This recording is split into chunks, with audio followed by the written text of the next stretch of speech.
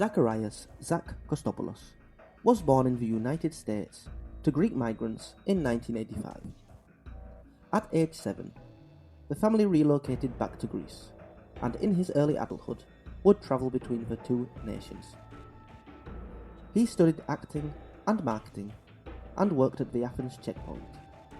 He also volunteered at Fetikifoni, whilst also writing online content and in newspapers, mostly about issues such as sexuality, human rights, and HIV.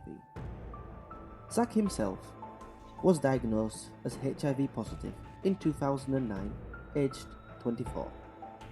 In an interview, Zach stated that his parents took the news as best as could, but were not keen on him being open about his diagnosis, recollecting that at the time, customers began to avoid his parents' restaurant with fears of catching the virus, despite Zach at the time living hundreds of miles away.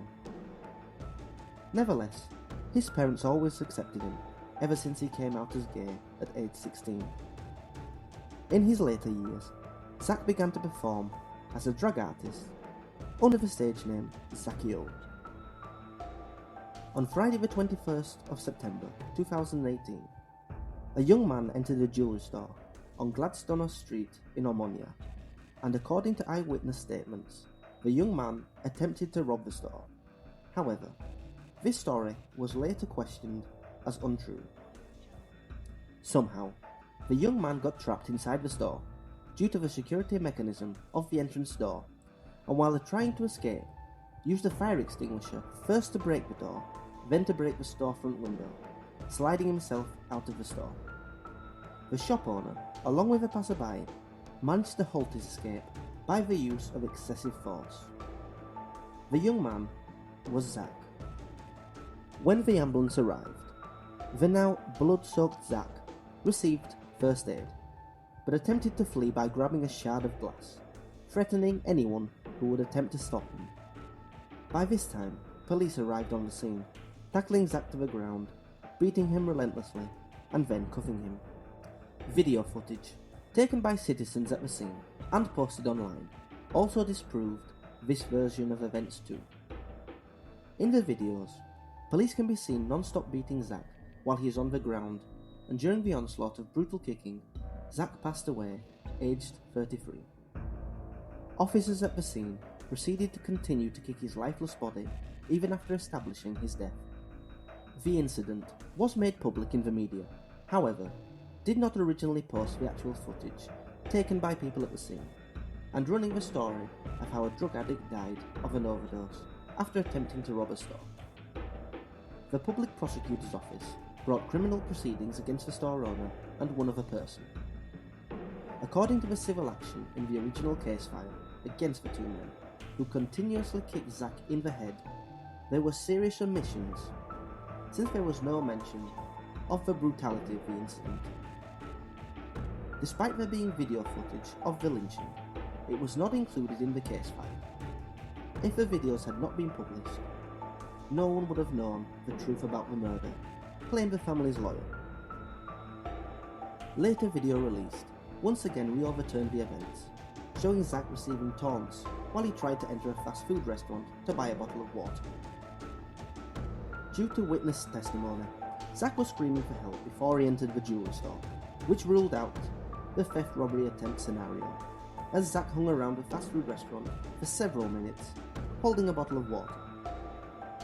Toxicological tests on Zach's body came negative for drugs and alcohol, and his cause of death was determined as a heart attack due to the beating, which further disproved media reports of him dying from a narcotics overdose. With the help of the group Forensic Architecture, another man who participated in the lynching was noticed, but police, however, have never been able to identify him.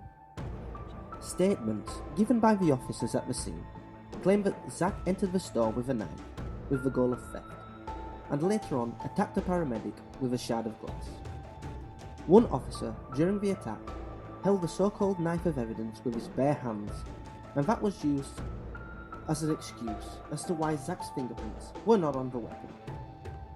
The defence asked for a re-examination of the results, but once again, they were found negative. Eventually, 2 officers were indicted to trial for the murder. Later information that leaked were that the media had received the drug overdose story from security officers of the Attiki police force. The jewellery store owner was also ousted of having neo-Nazi beliefs and ideologies. 3 years later, and no one has spent not even a day in jail for Zach's death. The trial into his murder has been suspended indefinitely due to COVID-19. However, Zach's memory is being kept alive through memorial gatherings where the slogan "Zachy lives, smash the Nazis" is chanted at events around the country.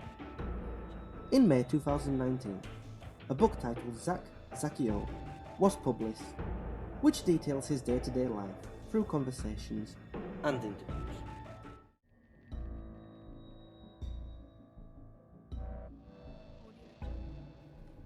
Dimitris Kalouyanis grew up in Skala Sikimias, Lesvos. Aged 14, Dimitris felt and confessed to his parents that he was a woman, and his desire to now go by the name Dimitra. She described her mother as a deeply religious and faithful woman, and a source of true and selfless love for her child. Her father, however, was a short-tempered man who would disappear from the household from time to time, causing panic every time he would return. Despite this, the family stayed together and the parents remained married up until their deaths. From a young age, Dimitra felt different.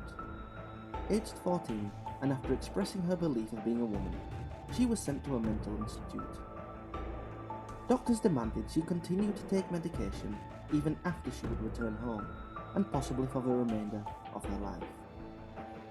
The medication made her feel terrible, and when she refused to take it, her parents began crushing it up and placing it in her food. She was a teenager when she first attempted suicide, one of many attempts throughout stages of her life. The closest anyone came to offer erotic attention to her was an elderly man who expressed his desire to rape her, terrifying Dimitra, and the man for years stalked her. Eventually, aged 20, Dimitra left her village and island for the country's capital, living homeless on the streets of Athens for 5 years. She worked a few jobs, mainly in supermarkets, but still, even in Athens, she felt judged and looked at differently. Having a family was her life's dream, something that she believed would complete her existence, giving her that forever love fairy tale she craved. When her mother became ill, she returned to Lesbos to care for her, as her siblings had by then escaped the volatile household, and her father was extremely unreliable. She lived and cared for her mother for the next 25 years, up until her death, which left her in pieces. Suicide was now to her the most attractive offer. However, it is then that she decides to do something she never dared before, to wear women's clothes. At first, it was just women's jeans and shorts, to gradually dressing up in dresses. She finally felt comfortable and a deep relief of feeling better and happier than she ever had before. For the first time, she felt complete. She focused on music and fashion, spending the little money she had on dresses and record albums. She adored Maria Callas and Greta Garbo. In 2015, when hundreds of boats with desperate migrants and refugees rocked up on the shores of Lesbos, the island was full of global press, and cameras caught a glimpse of a sad Dimitra in her trademark pink dress, and people took notice. Finally, some people took interest in her story and her difficult life.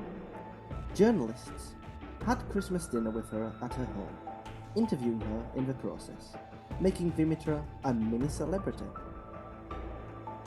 This did not go down well with locals or authorities, who forcefully relocated Dimitra to Athens, and she was admitted to a psychiatric hospital. Prior to this, locals had hounded her on numerous occasions, and at one point assaulted her in her home and recorded it on their phones to later post on social media. On the 6th of April 2021, Dimitra went missing from the institute. Her disappearance was not reported on the Silver Alert system for 7 weeks, after being notified by her brother and the hospital, and after a bombardment of complaints. The directors admitted that police had not allowed the process to proceed. The process of posting the alert was also delayed due to a technicality with her official name, as she was not listed on records with the name Dimitra, but as Dimitris. Over 2 months later, it was discovered that Dimitra was dead.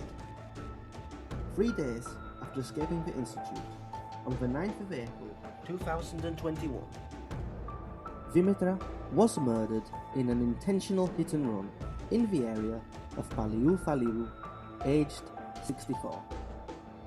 After her death, she was buried as an unidentified person, and it was only by a recently conducted DNA test that the body belonged to Dimitra was confirmed. A suspect has been arrested for the murder and is currently awaiting trial after also confessing to the crime. At the time of writing, proceedings to relocate her body to the island of Lesvos are ongoing but delayed, as authorities have claimed it is a waste of time and resources, admitting difficulties in finding officers to assist who fear the humiliation with dealing as what they believe in their close-minded opinions, the laughingstocks of society. She has now been dubbed the Dimitra of Lesvos across social media, with a majority of younger Greek citizens rallying to get justice for her death and improve living conditions for transgender individuals across the country.